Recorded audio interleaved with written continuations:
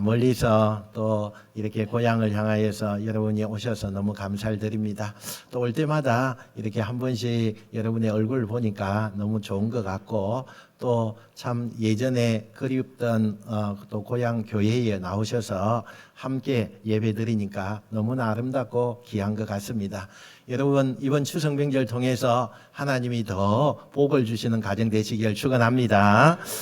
여러분, 추석이 되면 어떤 단어가 우리 가운데 많이 떠오를까요? 아마도 추석 되면 고향, 또 풍성함, 가족, 이런 단어들이 우리에게 떠오르고 있다라고 생각을 합니다.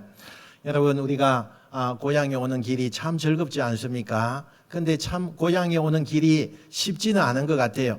고속도로가 꽉 막히죠. 많이 막혀요. 그래서 시간이 많이 걸립니다. 또 비행기 표는 어찌나 그렇게 비싼지요. 평소보다 2배, 3배 비싸서 참 부담이 가지만은 그래도 고향에 간다는 그 마음 때문에 설레이기도 하고, 그 긴 시간 오는 동안에 하나도 지겹지 않다라고 생각하는 그런 분들이 대부분 그렇다고 생각을 합니다. 여러분, 그래도 사람들이 이렇게 참 거리가 멀고 또 시간도 많이 걸리고 비용도 많이 들지만 고향을 찾는 이유가 뭘까요? 그것은 우리가 이곳에 부모님이 계시고, 또 내가 예전에 참 어린 시절의 추억이 있고 형제들이 있어서 그것 때문에 이 고향을 찾는다는 거예요. 저도 곰곰이 생각을 해봤어요. 저는 고향을 언제 찾아봤을까 이렇게 생각을 해봐요. 참 부모님이 두 분 다 안 계시면 고향에 가는 것이 참 발걸음이 어렵다, 이런 생각을 해봐요. 아마 여러분들이 고향을 찾아오신 것은 부모님이 계시고 형제들이 있기 때문에 왔지 않겠습니까? 또 옛날 추억도 오면 생각이 나고, 그래서 참 고향은 항상 그리운 곳이고 마음 저 구석에서 항상 고향을 그리워하는 마음이 있다라고 생각을 합니다. 저는 그리워도 한번 가고 싶어도 이게 연유가 없어요. 이제 어머니가 없고 아버지가 없기 때문에 한 번씩 가기가 참 힘들다, 이런 생각을 하게 되어집니다. 그렇지만 우리는요, 고향에 가는 그것을 항상 염두에 두면 1년에 명절 몇 번, 고유의 명절 통해서 오는 그것이 기쁨이 되는 것을 보게 됩니다. 그런데 고향은요, 집이 아니라 참 사람인 거예요. 또 그 사람과 함께했던 사랑 때문에 우리가 이곳을 찾는다, 이렇게 생각을 합니다. 근데 여러분, 명절 되면은 꼭 듣게 되는 말이 있죠. 우리 자녀들이 정말 좀 듣기 싫다 할 정도의 그런 말들이 오가는 것이 있어요. 그게 뭘까요? 야, 너 언제 결혼하니? 이런 말이죠. 그래서 자녀들이 그 말을 정말 듣기 싫어한다고 그래요. 또 너의 가정에 자녀들은 공부 잘하냐? 또 그뿐만 아니고 요즘 사업은 좀 어떠냐? 이렇게 질문을 하죠.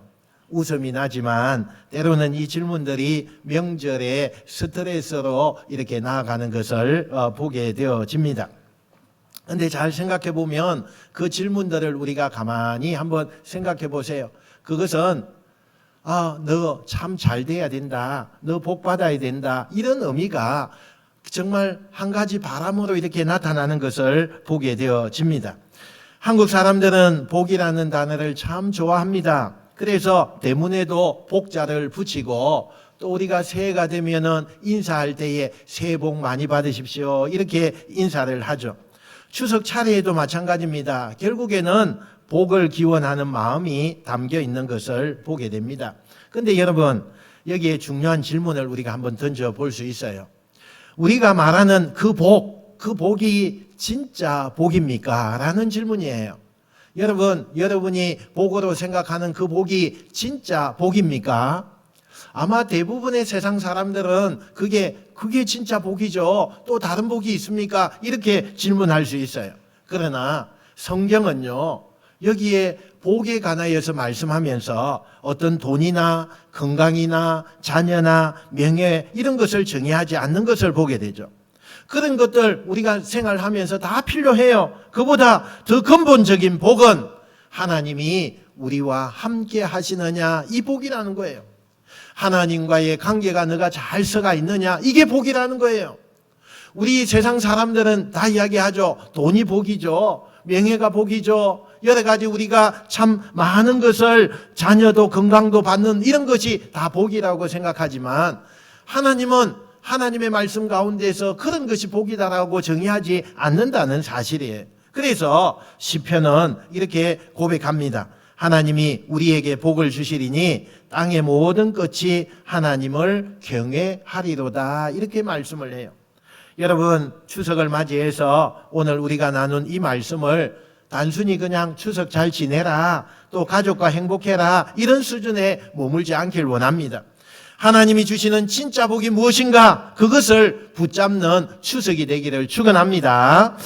이번 추석에 고향에서든지 또 아니면 뭐 있는 홀로 보내든지 간에 여러분이 이 복을 꽉 붙잡아야 합니다. 여러분, 이 복을 통해서 하나님이 주시는 복이 정말 하나님이 주시는 복이구나, 이것을 우리가 많이 느끼고 그것을 통해서 우리 가정이 살아나고 우리 민족이 살아나고 여러분의 자녀들이 세워지는 역사가 일어나는 줄로 믿습니다. 그러면 먼저 오늘 하나님이 주시는 복은요, 첫 번째 하나님 자신이다 이렇게 이야기해요. 하나님이 주시는 복은 하나님 자신이다 말씀해요. 여러분, 추석을 맞이하면 많은 분들이 이야기하죠. 그래도 건강이 최고다. 그래도 우리가 돈이 있어야 그게 복이라고 이야기를 합니다. 그래서 명절 때마다 빠지지 않는 대화 주제가 뭐냐?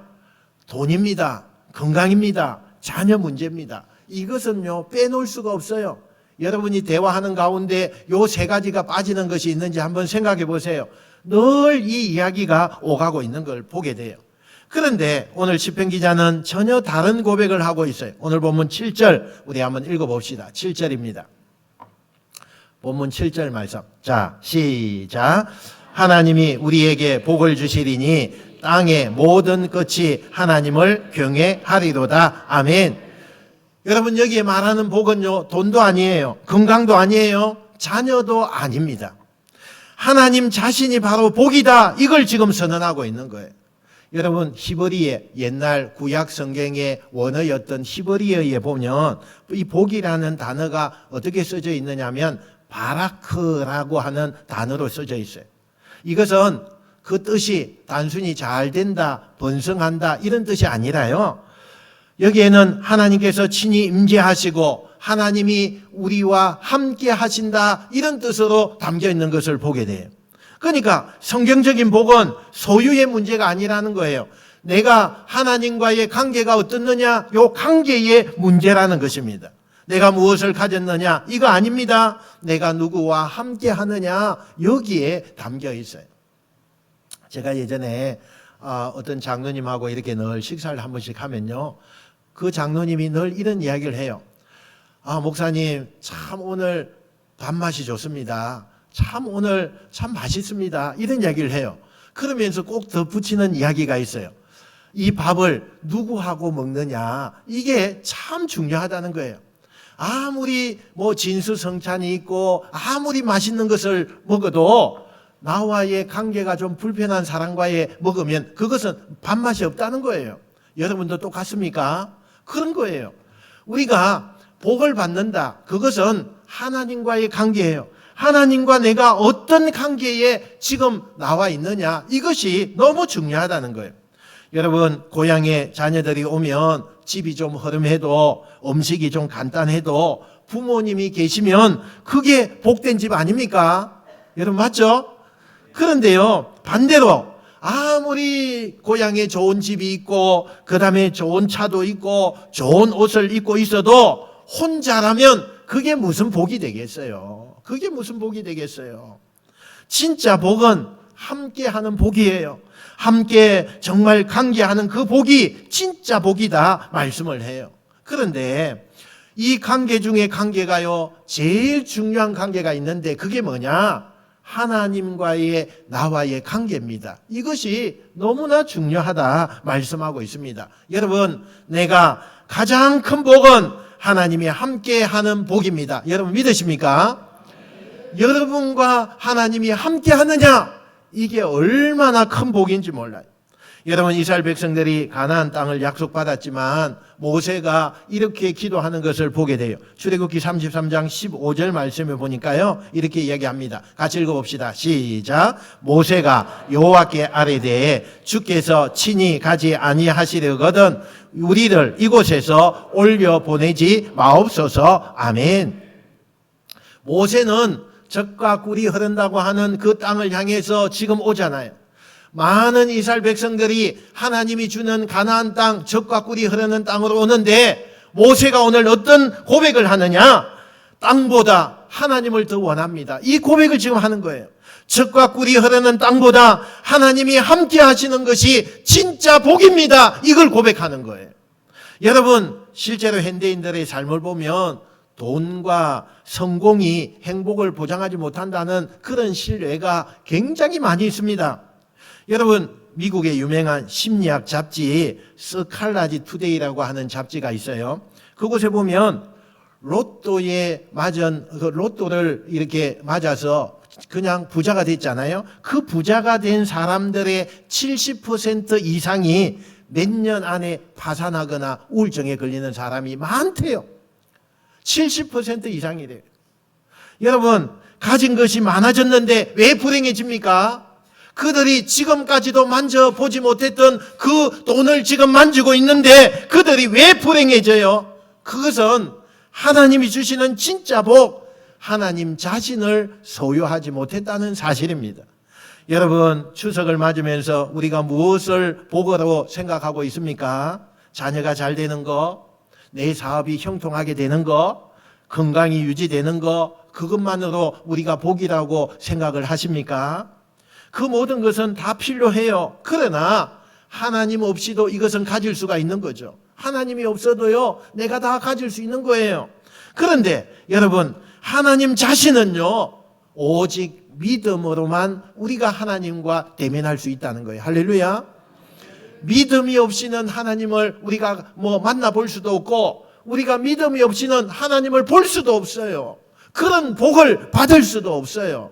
그러므로 우리가 믿음을 가져서, 온 가족들이 믿음을 가져서 한 마음으로 하나님을 바라볼 때 하나님이 함께 하셔서 하나님이 복을 주시는 은혜가 이번 추석 안에 나타나시기를 주님의 이름으로 축원드립니다.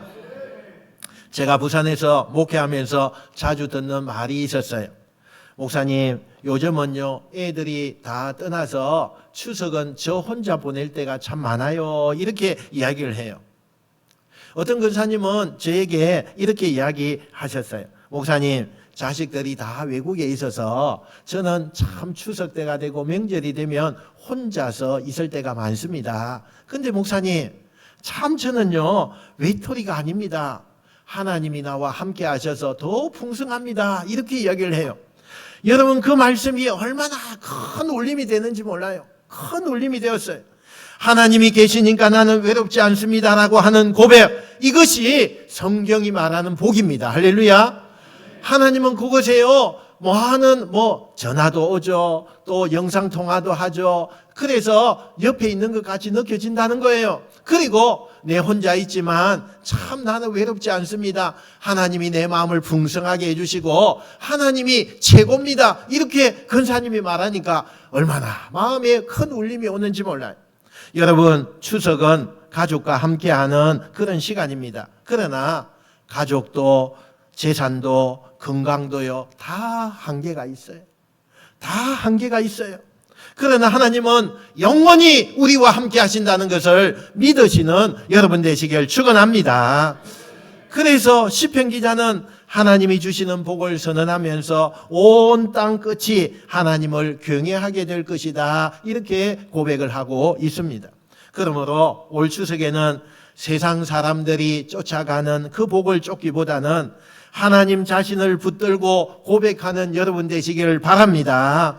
주님, 주님이 나의 복입니다. 주님, 주님이 계시니 저는 이미 풍성합니다. 이 고백이 우리의 가정에, 우리의 삶에, 우리의 명절에 넘치게 되시기를 주님의 이름으로 축원드립니다. 두 번째는요, 하나님이 주시는 복은 나눌수록 커집니다. 나눌수록 커져요. 여러분, 우리가 추석을 맞이하면서 꼭 기억해야 할 것이 있습니다. 하나님이 주시는 복은요, 결코 혼자서 움켜쥐는 복이 아니라는 사실이에요. 그래서 오늘 본문 67편 1절 2절에 이렇게 이야기하죠. 같이 한번 읽어볼까요? 자, 시작. 하나님은 우리에게 은혜를 베푸사 복을 주시고 그의 얼굴빛을 우리에게 비추사 셀라. 주의 도를 땅 위에 주의 구원을 모든 나라에게 알리소서. 아멘. 여러분, 오늘 이 말씀 가운데 하나님이 주신 복에 관하여서 말씀하는데, 이 복은, 하나님이 주시는 복은 반드시 흘러가야 된다, 이렇게 말씀합니다. 성경은 복을 저장하는 창고 이거라고 말을 하지 않아요. 흘러가는 통로가 되어야 된다 이래요. 저는 우리 교회에서 늘 11월 달이 되면 다니엘 기도회를 합니다. 저 서울의 오륜교회가 다니엘 기도회를 해서 우리가 영상을 통해서 함께 은혜를 받아요. 우리 교회 같은 이렇게 조그마한 사이즈에는 참 훌륭한 강사님을 모신다는 게 참 힘들어요. 근데 뭐 훌륭한 강사님들 이렇게 모셔서 함께 은혜를 받는데, 그곳에 제 마음에 와닿는 그런 일이 있어요. 그게 뭐냐? 꼭 그때요 와닿는 게 있어요. 그게 뭔지 아세요? 그곳에 나오는 모든 헌금은요 다 흘러보낸다는 거예요. 어려운 사람, 또 목회자, 또 정말 예수 믿지 않지만 너무 어려운데 옆에서 추천해서 거기가 너무 어려워서 이분에게 좀 도와주면 좋겠습니다. 그래서 그분들을 도움받고 예수 믿는 역사도 일어나요. 그래서 이 다니엘 기도회를 하면서 나오는 헌금 모두를요 다 어떻게 했느냐, 그 오륜 교회가 다 그걸 이렇게 하는 것이 아니라 그 모든 헌금은 다 흘러보내는 거예요. 어려운 가정들, 태풍 피해 이런 거 있잖아요. 다 흘러보내는 거예요. 여러분, 이게 하나님이 주시는 복이라고 생각합니다. 할렐루야. 여러분, 우리도 마찬가지예요. 여러분, 우리는 저장하는 창고가 아닙니다. 흘러보내야 돼요. 흘러보내야 돼요. 제가 미안합니다만 우리 가정이 참 그런 것 같아요. 저는 여러분이 참 사랑해 주셔가지고 많은 선물을 받아요. 선물을 많이 받아요. 그래서 우리 집에는 창고가 크게 지어져 있는 게 아니라 선물을 받아서 여러분의 이름이 저한테 들어오고 이렇게 주셨습니다 이렇게 해요. 근데요 그 다음날 되면 하나도 없어요. 다 어디 갔는지 없어요. 다 흘러보냈어요. 목사님은 저 다 받아서 배가 터지겠다 이렇게 생각하시는 분들 많을 수 있어요. 근데 아니에요. 다 흘러보내요. 근데 하나님은요 채워주시는 거예요. 날마다 채우시고 넘치게 부족함이 없게 해주시는 줄로 믿습니다. 여러분, 오늘 하나님께서 아브라함을 부르실 때에도 아브라함에게 뭐라고 말씀하느냐, 창세기 12장 2절 말씀 우리 한번 읽어볼까요? 자, 시작. 내가 너로 큰 민족을 이루고 내게 복을 주어 내 이름을 창대하게 하리니 너는 복이 될지라. 아멘. 자, 여기에 보니까 한번 말씀을 좀 띄워보세요. 여기에 보니까 복을 주겠다 이렇게 이야기하죠. 내가 너에게 복을 주어 이렇게 했잖아요. 근데 이게 주어가 아니에요. 이게 핵심적인 단어가 아니에요. 중요한 것은 너는 복이 될지라. 이 말씀이에요. 이 말씀이. 다시 말해서 아브라함은 복을 받은 사람이지만 복을 나누는 사람이다 이 말이에요. 할렐루야. 여러분, 우리에게 하나님이 주시는 복이 많아요. 참 생각지도 못한 곳에서 복을 많이 받아요. 그런데 그 복을 받고 그것으로 끝나면 안 된다는 거예요. 복은 받았으면 어떻게 해야 되죠? 흘려 보내야 된다는 거예요. 그러면 하나님이 또 복을 주시는 거예요. 또 흘려 보내요. 하나님이 예전보다 더 큰 복을 주시는 거예요. 또 흘려 보내는 거예요. 이게 하나님이 복받은 자의 사명인 줄로 믿습니다. 여러분, 히브리어로 복을 주다라는 말은 바라크라고 하는 이 단어인데 복이 되다 이렇게 이야기를 해요. 근데 이 복이 되다라는 이 표현은요 능동적인 사명을 포함하고 있다는 거예요. 내가 단순히 복을 소유하는 것이 아니라 복의 흐름과 전달자가 돼야 된다라는 것을 말씀하고 있어요. 그래서 하나님이 우리에게 주시는 진짜 복은 뭐냐? 흘러가는 복이에요. 흘러가는 거예요. 나를 통해서 흘러서 가게 되는 그 복을 말하고 있는 것입니다. 여러분, 세상은 복을 쌓아두려고 합니다. 그래서 돈을 모으고 땅을 사고 창고를 넓힙니다. 근데 예수님은 어리석은 부자에게 비유해서 이렇게 말씀하죠. 오늘 밤 내 영혼을 도로 찾으리니 그러면 내가 준비한 것이 누구의 것이 되겠느냐 이렇게 이야기해요. 참 우리에게 큰 희망과 소망을 주는 말이죠. 큰 부자가 계속적으로 창고에다가 많은 곡식과 많은 것을 이렇게 쌓아놓습니다. 그런데 하나님이 어느 날 밤에 그에게 이렇게 말하는 거죠. 오늘 밤에 내가 내 영혼을 도로 찾는데 그러면 네가 모아뒀던 이 창고의 모든 것이 누구의 것이 되겠느냐 이렇게 해요. 여러분, 복은 움켜쥐는 사람에게는 결국에는 허무해진다는 거예요. 그러나 복을 흘려보내는 사람은 그 복이 대를 이어서 번성하게 된다는 것을 믿으시길 축원합니다.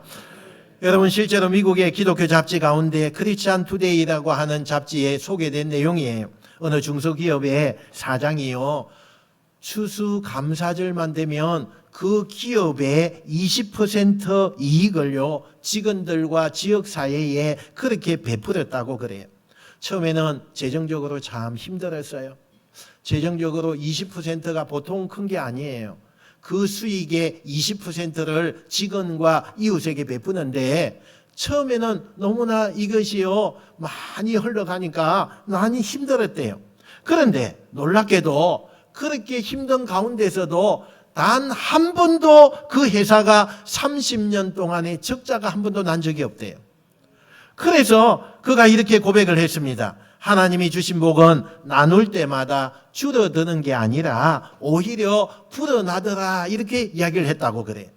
여러분, 우리 민족도 사실 나눔의 문화가 깊습니다. 추석에 또 다른 이름이 있죠. 한가위라고 이야기를 해요. 한가위. 그죠? 더도 말고 덜도 말고 한가위만 같아라 이렇게 이야기하잖아요. 이 말은 뭐냐면 풍성한 것을 그렇게 나누는 절기의 정신이다 이렇게 이야기를 한다는 거예요.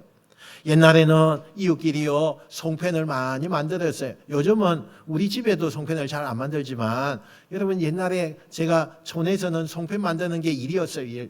참 송편 많이 만들었거든요. 근데 그 송편 만들어서 다 뭐합니까? 우리 가정만 먹었을까요? 아니에요. 뭐 그릇마다 채워가지고 옆집에 갖다 줘요. 옆집에. 그죠? 명절 되면은 찌짐을 많이 구워요. 그죠? 찌짐 많이 구워요. 저도 찌짐 많이 먹었어요. 우리 어머니가 찌짐 달인이에요. 얼마나 잘 굽는지요. 이 동네에 잔치하면 찌짐은 우리 어머니가 해야 돼요. 그 정도 달인이에요. 근데 찌짐을 많이 구웠어요. 이거요 다 먹을 수 없어요. 그러니까 어떻게 해죠? 이웃에게 다 나누었어요. 다 나누었어요. 이게 추석이에요. 이게 추석. 그죠? 이게 추석이었어요. 과일도 많이 들어오면요. 하나는 놔두고 하나는 또 옆집에 갖다 주고 이렇게 했다고요. 그러니까 옆집도 어떻게 해요? 옆집도 어떻게 해요? 받았으니 또 주는 거예요. 그래서 그게 그거예요. 갖다 줬는데 또 하니까 또 차고 또 갖다 줬는데 또 오니까 또 차고 이게요.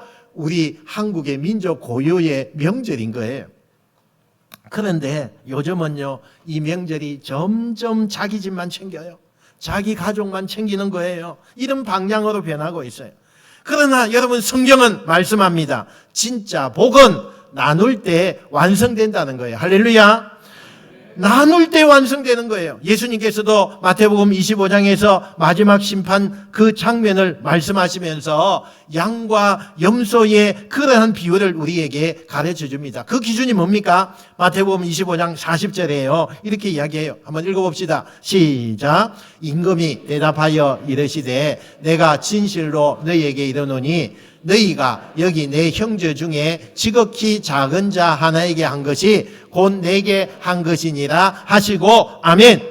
여러분, 작은 자에게 나누는 것이 결국 주님께 드리는 사랑이었다 이렇게 말씀을 하는 거예요. 그러므로 하나님이 주시는 복을 받은 사람은 반드시 나누는 자리로 나아가야 된다 말씀하고 있어요.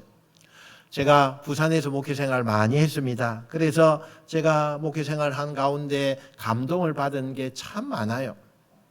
어떤 게 또 있느냐면 한 집사님이 이런 이야기가 있습니다. 그분은 사업을 크게 성공한 분도 아니에요. 조그마한 사업체를 하나 가지고 사업을 하는데 늘 그냥 하나님 앞에 기도해서 개우먹고 사는 그런 분이에요. 그래서 넉넉지가 않죠. 그런데 매번 추석 때마다 이 집사님이 어디 가는지 아십니까? 고아원을 찾아가요. 고아원을 찾아가요. 그리고 집에서 만든 송편과 과일을 가지고 가서 그리고는 아이들과 함께 그 시간을 보내는 거예요. 참 이 부부는요, 너무 진짜 하나님이 사랑하시는 부부 같아요. 그래서 제가 한번 물었어요. 집사님, 참 자녀들도 찾아오고 바쁘실 텐데 왜 이렇게 하십니까? 그랬더니 이분이 대답해요. 목사님, 저는요, 하나님이 제게 주신 것이 참 적다고 생각을 했어요. 제가 작은 사업을 하지만 늘 그냥 적자나 또 개우 또 맞추었다가 또 적자 되고 또 맞추었다가 이렇게 하는데, 그렇게 내가 참 하나님 앞에 복을 받은 것이 적구나 이렇게 생각했는데, 내가 나눠보니까 내가 받은 게 너무 많더라는 거예요. 그걸 깨닫게 되더라는 거예요. 그래서 늘 고아원에 와서 내가 이 아이들 내가 기도하면서 내가 만든 거지만 조그마한 성이지만 함께 나누니까 그게 그렇게 좋대요. 그렇게 좋대요. 그래서 날마다 명절 때만 되면 그 고아원에 찾아간다는 거예요. 하나님의 복을 확인시켜 준다는 거예요. 여러분, 맞아요. 복은 나눌수록 커집니다. 움켜쥐면 작아지고 나누면 풍성해진다. 이런 우리 찬양도 있잖아요. 추석에 차례상 차리는 것도 우리가 가만히 보세요. 참 선조들 위하여서 맛있는 것을 많이 차리잖아요. 근데 그 차리는 것도 나눔의 정심이에요. 조상만을 위한 자리가 아니라 가족끼리 함께 모여서 그 많은 음식을 또 함께 나누면서 먹잖아요. 그런데 우리가 종종 이 정신을 잊어버릴 때가 참 있는 거예요. 그래서 내 것만 챙깁니다. 내 거, 우리 가정 거 그렇게 막 이야기하면서 챙겨요. 그러나 성경은 그렇게 말하지 않습니다. 하나님이 주신 복은 반드시 나눌수록 더 커집니다. 더 깊어져요. 더 넓어지려요. 이 사실을 믿으시기를 축원합니다. 그러므로 이번 추석에는 이렇게 기도하시기 바랍니다. 주님, 제가 복을 받은 자에 머물지 않고 복을 흘려보내는 자가 되게 해 주시옵소서. 가족에게도 흘려보내고 이웃에게도 흘려보내고 교회 공동체에도 하나님의 복을 나누게 해 주옵소서. 이 고백이야말로 추석을 진짜 추석답게 맞는 길임을 믿으시고 그런 행동으로 나아가시는 여러분 되시길 축원합니다. 마지막 세 번째는 하나님이 주시는 복은요, 세상 끝까지 흘러간다는 사실이에요.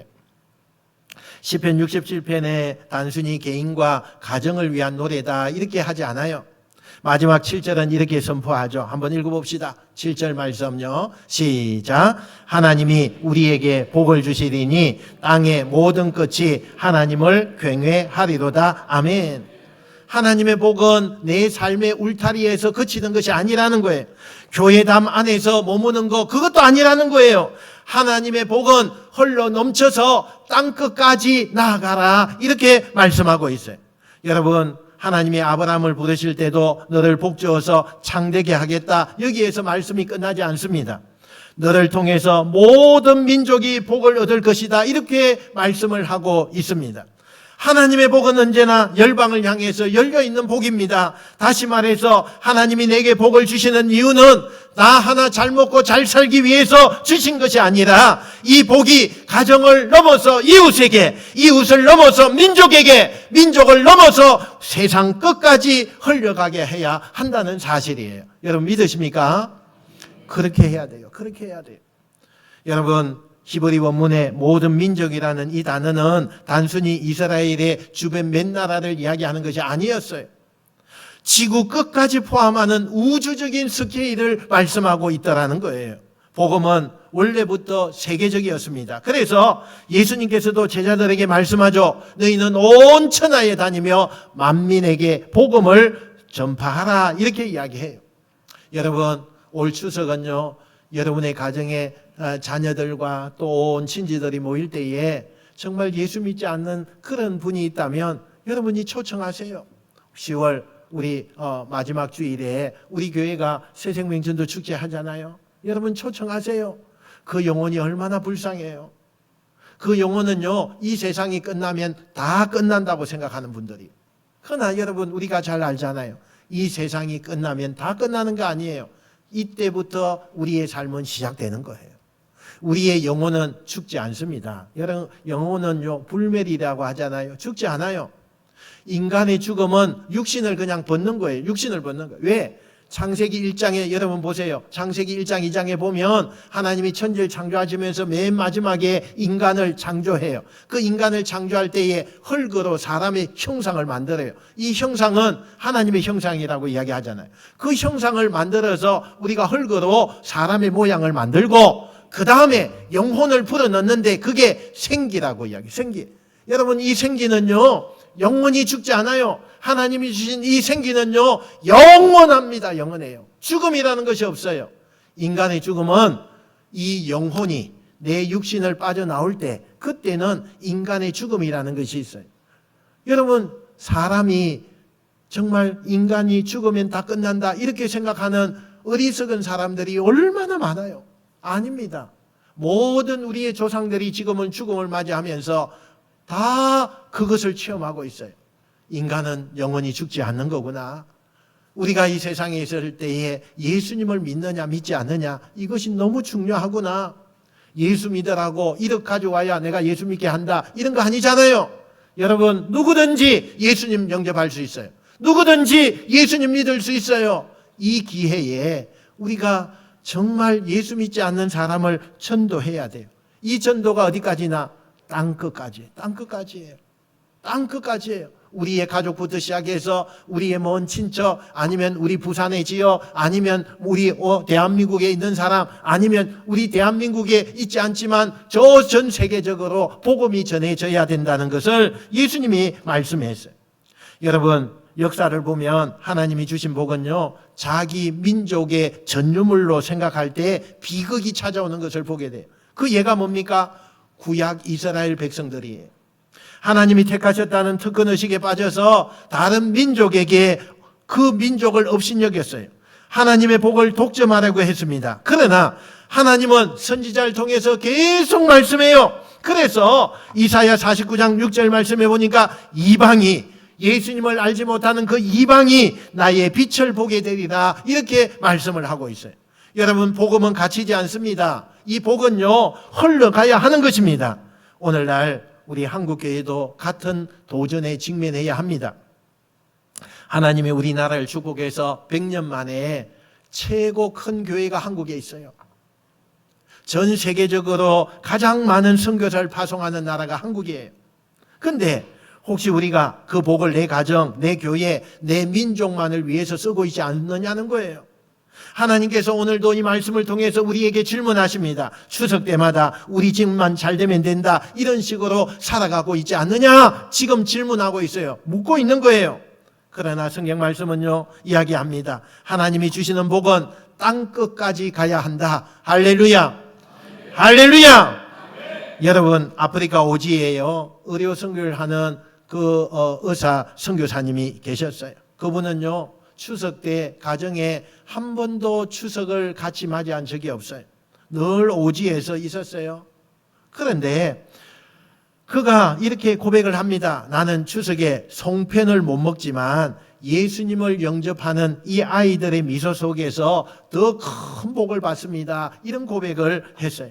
여러분 맞습니다. 복은요 내 입에 들어오는 떡이 아니라 누군가의 영혼에 심겨지는 복음일 때 가장 큰 능력을 발휘한다는 것을 믿으시기 바랍니다. 추석은 가족과의 만남을 축복하는 시간입니다. 하지만 동시에 복이 멈추는 자리가 아니라 다시 우리 가정을 통해서 복이 흘러가야 되는 것입니다. 나만 우리 가족만 잘 되기를 기도하는 그 수준을 우리는 넘어서야 합니다. 하나님이 우리에게 주신 복을 통해서 열방이 하나님을 경외하도록 기도하는 여러분 되시길 바랍니다. 그러므로 우리가 이번 추석에는 이렇게 우리가 한번 기도하기를 원합니다. 한번 따라합시다. 주님, 우리 가정에 주신 복이 이웃에게 흘러가게 해 주옵소서. 이웃을 넘어 민족에게 흘러가게 해 주옵소서. 땅끝까지 흘러가서 하나님의 이름이 높임받게 해 주옵소서.